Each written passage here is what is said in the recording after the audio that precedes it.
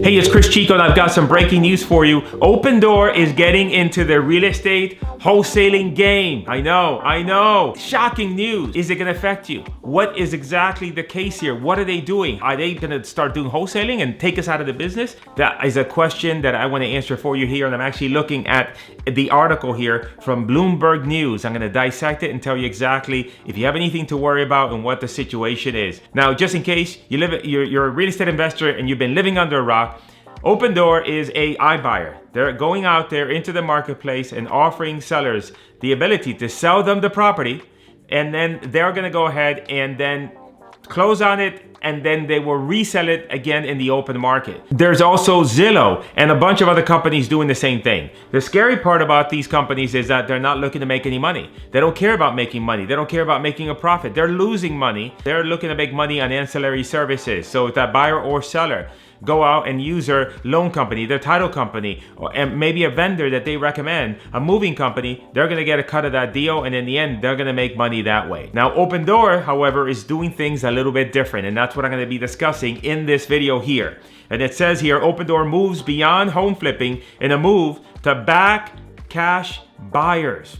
Interesting, right? So what's happening here? Let me explain. Right now, inventory is extremely low. If you are a home buyer and you're out there looking for a property, the minute it comes on the market, you got to jump on it. The problem is you're faced with you and about 10 or 15 or 20 other people competing for the same deal. And the seller now is trying to decide who are they going to pick. Because if they pick the wrong person, if they pick you, and let's say that you can't get a mortgage and your contract falls through, and now that's 2 months later, now they got to go out and find another buyer. The market may have changed. It may not be what it is right now, and they may have lost thousands and tens of thousands of dollars because of the fact that you didn't get a loan. So what can you do as a buyer? That is where Opendoor comes in. What they're going to be doing, it's a little bit sneaky. So what Opendoor is doing is that it's backing the buyers. It's saying to the buyers, look, let us back your offer. And what we're gonna do is we're gonna make it so that when you make an offer to the seller, you're gonna make an offer as a cash buyer. Why? Because Opendoor is gonna go ahead and say, if the buyer cannot get a mortgage, we'll step in and we will go ahead and fund the deal. We will buy the property. So now Opendoor is a backup, meaning that if you're the seller and you sell to this buyer, and that buyer doesn't get a mortgage, Opendoor is right behind there, and it's gonna say, you know what, we'll close on the deal.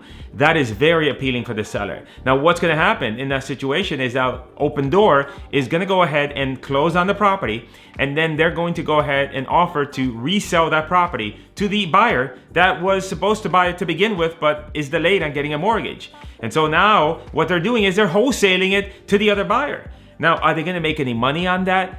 They're probably not going to make any money. They're not charging for the service. They're just using the service to entice house buyers to use their ancillary services, such as home loan, warranties, insurance, and everything else that you need when you buy a house. Opendoor may not be making or may be losing a little bit of money on the transaction, but it's gonna make it up when the buyer decides to use their ancillary services. So what they're gonna be doing is backing that buyer, and if the buyer doesn't get the mortgage, they're gonna step in, buy the property, and then sell it to the buyer. Now, what if the buyer can never get a mortgage? Well, Opendoor is just gonna go ahead and now sell that property out in the open market. Real estate agents sometimes do this where they offer a home guarantee sale, meaning that, hey, if I list your property for sale and I don't sell it, then I'm gonna go ahead and buy it. Does this affect you as a real estate wholesaler, as a real estate investor? Likely not, because a seller that is gonna be involved in a transaction that involves Opendoor doing this, it's gonna be a seller that's selling their property at full retail value and getting a buyer that's going out and getting a loan,